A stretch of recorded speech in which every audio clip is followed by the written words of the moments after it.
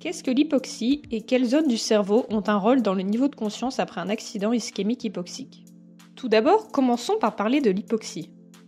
L'hypoxie est le terme désignant le manque d'oxygène dans les tissus de l'organisme. En effet, pour fonctionner correctement, tous les tissus ont besoin d'oxygène. Prenons l'exemple du muscle. Lorsque nous inspirons, de l'oxygène rentre dans notre nez. Il est ensuite acheminé à nos poumons grâce à la trachée. Au niveau des poumons, cet oxygène passe dans les alvéoles pulmonaires.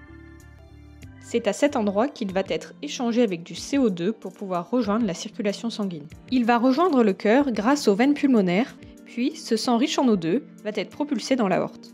À partir de là, le sang riche en O2 va pouvoir aller irriguer les muscles et leur transmettre de l'oxygène pour qu'ils fonctionnent de manière optimale. En situation d'hypoxie, le sang est moins riche en oxygène et ainsi les muscles ne reçoivent plus assez d'O2, ils ne peuvent donc plus fonctionner correctement.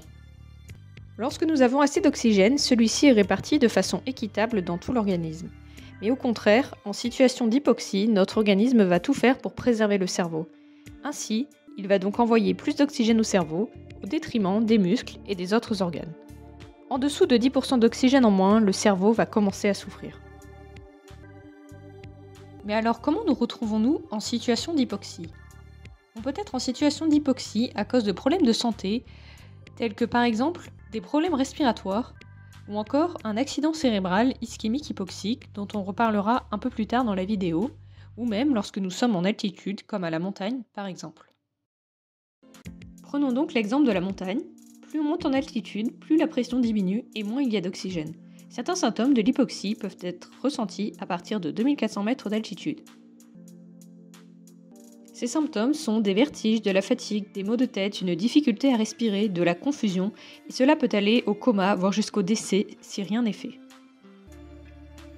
Définissons alors ce qu'est un accident ischémique hypoxique. Notre cerveau est normalement vascularisé par des vaisseaux appelés artères. Chaque artère vascularise une zone du cerveau. Il arrive qu'une de ces artères soit bouchée par un caillot qui va alors empêcher le sang de passer, et donc cette artère ne pourra pas vasculariser sa zone. Cette partie du cerveau ne recevra donc plus d'oxygène et petit à petit, cette zone commencera à mourir. Si on enlève le caillot assez rapidement, le sang pourra de nouveau circuler et cette partie du cerveau aura de nouveau accès à l'oxygène. Elle pourra donc se rétablir sans trop subir de dommages. Cependant, si on met trop de temps à enlever le caillot, ou même si on ne l'enlève pas du tout, cette zone du cerveau va mourir définitivement et il y aura des conséquences pour la personne en fonction de la zone impliquée. Plus le caillot reste longtemps et plus la zone atteinte est importante. Quelle pourrait être la zone cérébrale impliquée dans le niveau de conscience après un accident hypoxique ischémique ? Certaines études se sont penchées sur une zone cérébrale appelée le cortex cérébral préfrontal médial. Cette zone est située à la partie avant du cerveau. Il arrive que des caillots se forment dans les artères vascularisant le cortex préfrontal médial. Les études ont montré qu'en fonction de la taille de la zone atteinte de ce cortex, les personnes auraient un niveau de conscience plus ou moins élevé. En d'autres termes, plus on met de temps à enlever le caillot de l'artère qui vascularise le cortex cérébral préfrontal médial, et plus la zone touchée sera grande et moins elle aura de chances de survivre, et donc par conséquent, plus la conscience sera altérée chez ce sujet. L'inverse est bien sûr tout aussi vrai. Pour obtenir ces résultats, les chercheurs ont utilisé des imageries cérébrales utilisant une technique particulière d'IRM de patients ayant eu un accident hypoxique ischémique. Cependant, l'article que nous avons étudié est l'un des premiers à prouver le lien entre la conscience et le cortex préfrontal médial.